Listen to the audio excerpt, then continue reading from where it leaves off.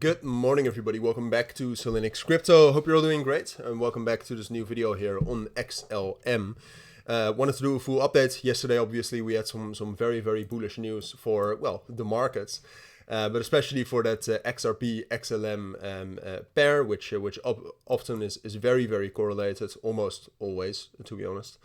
But with Gary Gensler leaving the SEC, very bullish, caused XRP to break above its lower time frame range. And rally up to new highs, excuse me, almost had to sneeze. And XLM followed, and just in general, XLM right now is following that the general trend right here, which we have of making these higher highs and higher lows. There are some question marks I have with this formation we are forming right now, and that's what I wanted to talk about. But first of all, talking about the most likely scenario from here on out for XLM. It is certainly still bullish, all right? I mean, you cannot deny with how the volume is developing right now. It's at $2.2 billion, lower than with the first push, but that also means that there's still room for some volume to come in and get higher into this main resistance level we have between 30 and 35 cents. So that's still bullish, as you can see down here. Together with this very distinct structure we have here. The momentum is also developing nicely. Like there's no bearish divergence here between momentum and price. But then at the same point of time, and that doesn't worry me slightly, but that does make me prefer XRP to XLM. Even though what we saw last week or last weekend is that XLM actually rallied much more in a short period of time, or XLM actually rallied later than XRP. So it did some catching up, because in the end, I believe they rallied about the same. I think they both did like a 100% move in the last month or so. Back then, right? So now it's more, but back then.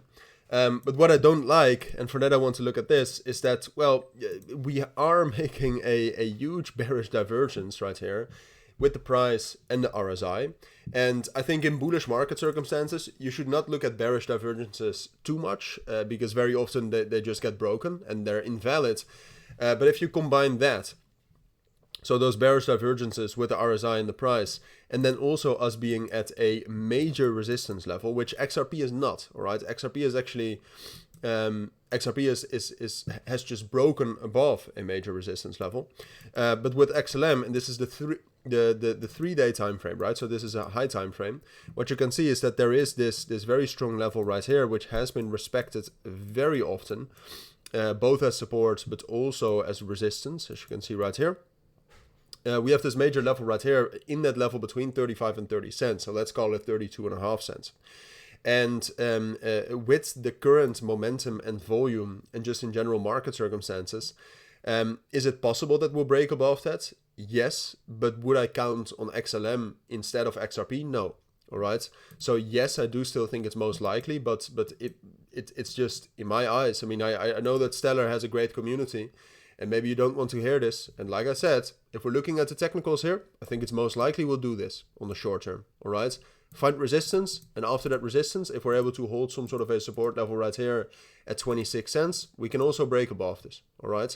That's what I think is most likely here. But this is not something I would trade, all right? Because if you're buying right now, first of all, the potential reward is only about like 15 to 20%. And the chance of that, the probability of that profit is much lower if you compare it to something else, like something very correlated like XRP, all right? But those are my thoughts under the current circumstances. If you do have any thoughts, whatever, let me know. But for now, thank you for watching. Have a great day, and bye.